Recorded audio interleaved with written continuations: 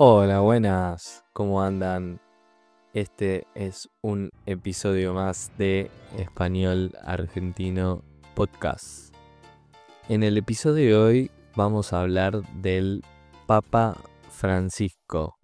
Así es, Jorge Bergoglio, conocido comúnmente por sus allegados y en Argentina cuando era arzobispo de Buenos Aires. Es un personaje que, no guste o no, es uno de los argentinos más famosos de la historia. Después van a enterarse por qué digo no guste o no, pero sí, él llegó a lo más alto de la Iglesia Católica y no solo vamos a repasar su historia, sino también vamos a meternos en las polémicas que lo rodean, como su orientación política, las críticas que recibe, sus enfrentamientos con líderes mundiales, acusaciones y controversias dentro de la iglesia y por supuesto, último pero no menos importante, la noticia que está sacudiendo al mundo, que es su delicado estado de salud. Así que vamos allá. Para hablar del Papa Francisco vamos a conocer un poco de su historia, de Buenos Aires al Vaticano. Francisco, cuyo nombre real es Jorge Mario Bergoglio, nació en Buenos Aires en 1936 en el barrio de Flores. Sí, es bien porteño Francisco. Fue o es hijo de inmigrantes italianos y se crió en una familia de clase trabajadora, así que desde chico mostró una vocación religiosa muy fuerte. Pero ojo, antes de meterse de lleno en la iglesia, él trabajó como portero, como técnico químico en un laboratorio, bastante interesante, y hasta tuvo una novia. Sí, escuchaste bien. El Papa Francisco estuvo de novio antes de decidir que su camino era otro. Su decisión de convertirse en sacerdote estuvo marcada por una experiencia religiosa muy fuerte que tuvo a los 17 años, un 21 de septiembre de 1953, día de la primavera en Argentina y festividad de San Mateo en la Iglesia Católica. Bergoglio salió a caminar y decidió entrar a la Basílica de San José de Flores, que estaba cerca de su casa. Ahí se confesó con un sacerdote, el padre Carlos Duarte Ibarra, y según él mismo contó, sintió una experiencia espiritual muy profunda. En sus propias palabras dijo: para mí, ese fue el momento en el que Dios salió a mi encuentro. Sentí algo muy raro que no puedo explicar, pero que me hizo darme cuenta de que debía ser sacerdote. A partir de ese día, el Papa Francisco o Bergoglio comenzó a tomar más en serio su fe, y aunque en ese momento todavía no había tomado la decisión definitiva, esa confesión fue el primer gran paso en su vocación religiosa.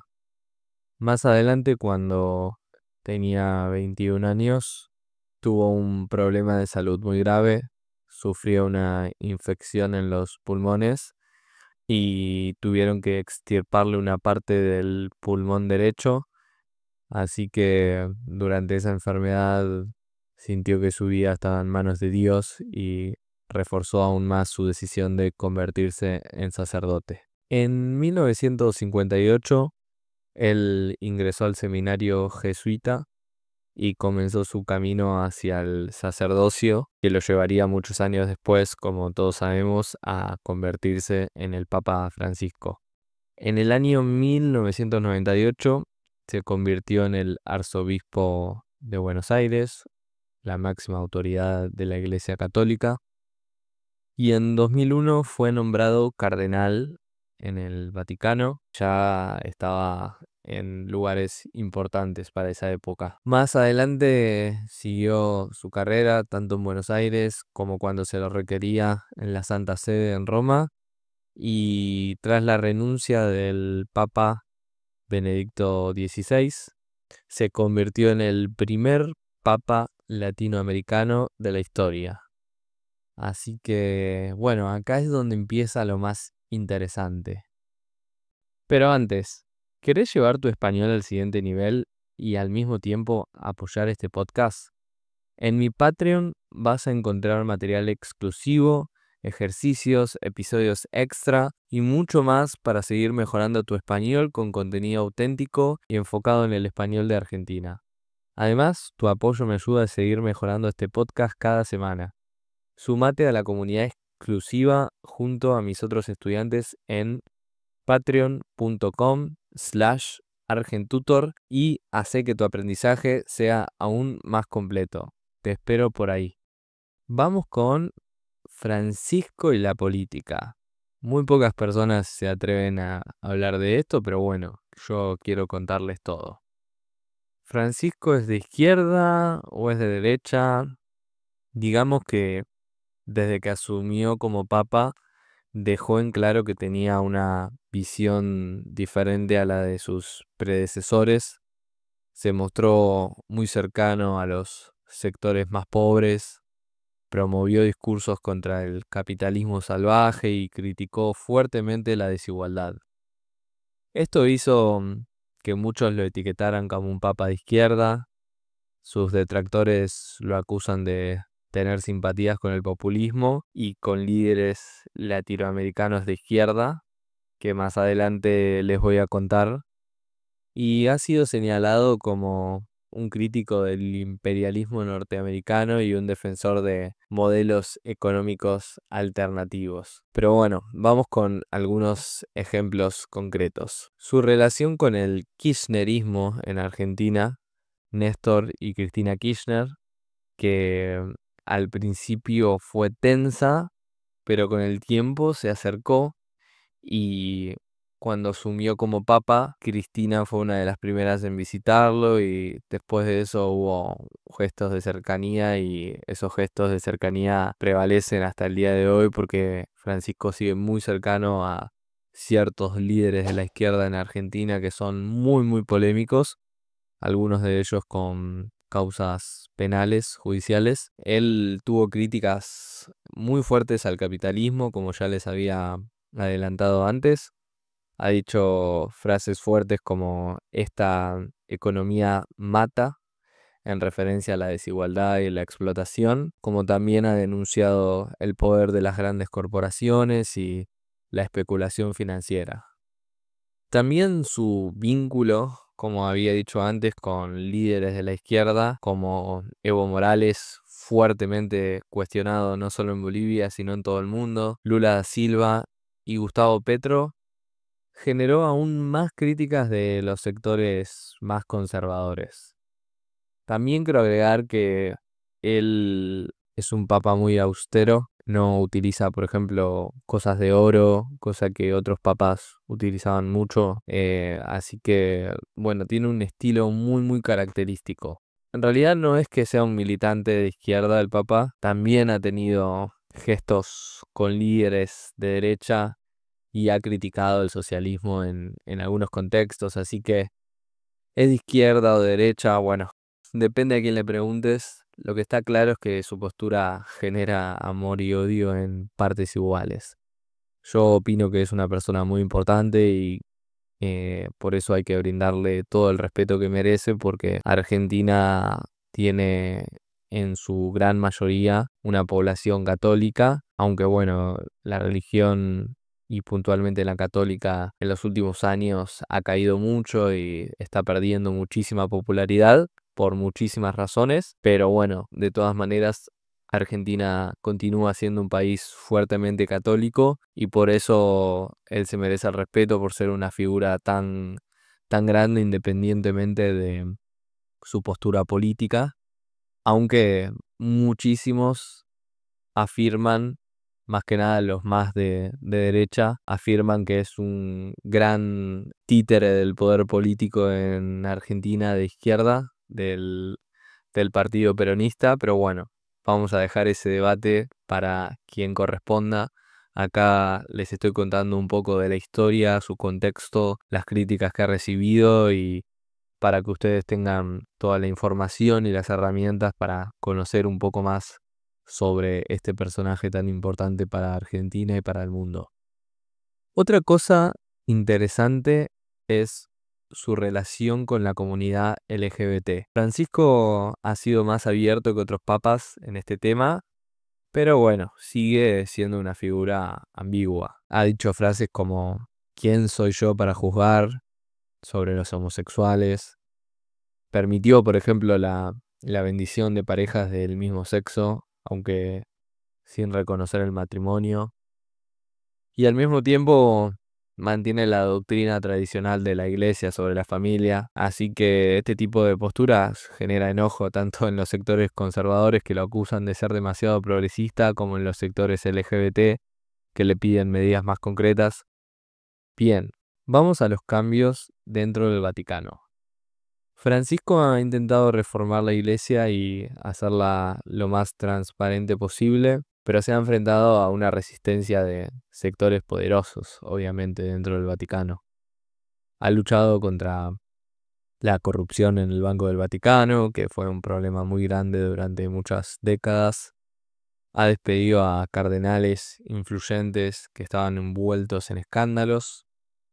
Pero también, bueno, ha recibido amenazas y ha tenido que manejar muchas presiones internas, así que este tipo de cambios tampoco es que fueron tan radicales o tan trascendentales.